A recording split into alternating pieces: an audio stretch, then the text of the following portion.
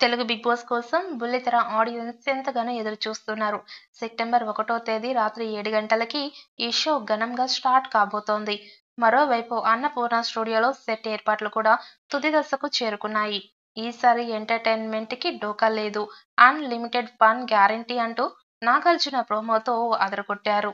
ఈ క్రమంలోనే contestants list ఒక్కొక్కటిగా బయటికి వస్తోంది. నయని, పావని, కిరా, కార్పి, రీతు చౌదరి, కుమారి ఆంటీ, బర్రెలక్క ఇలా పలువురి పేర్లు నెట్టింట మారుమోగిపోతున్నాయి. తాజాగా ఒక టాలీవుడ్ హీరో పేరు కూడా వినిపిస్తోంది. తన ట్రేడ్ మార్క్ డైలాగుతో వచ్చిన మస్తు షేడ్స్ ఉన్నాయిరా సినిమాలో హీరోగా నటించారు. ఈ మధ్యనే మై డియర్ దొంగ సినిమాలో కూడా కనిపించారు.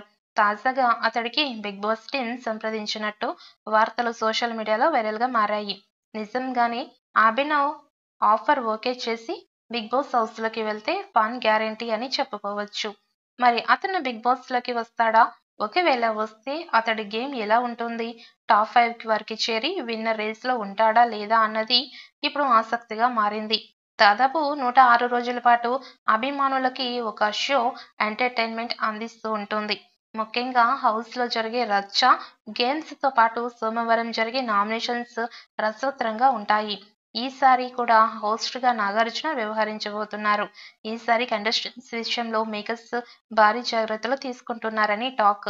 గత సీజన్కి భిన్నంగా 8వ సీజన్ భారీ సర్ప్రైజ్లను ప్లాన్ చేస్తోందని తెలుస్తోంది.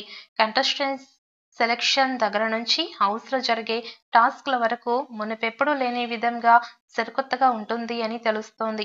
మరొక వైపు ఇప్పటికే బిగ్ బాస్ హౌస్లోకి వెళ్లే కంటెస్టెంట్స్ గురించి వార్తలు వస్తున్నాయి.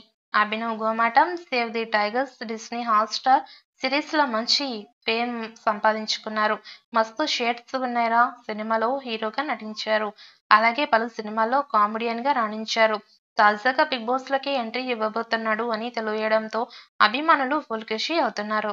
ఇదిలా ఉండగా ఈసారి హౌస్లోకి సొసైటీలో మంచి గుర్తింపు ఉన్న వారిని ఎంపిక చేసినట్టుగా టాక్ వస్తోంది.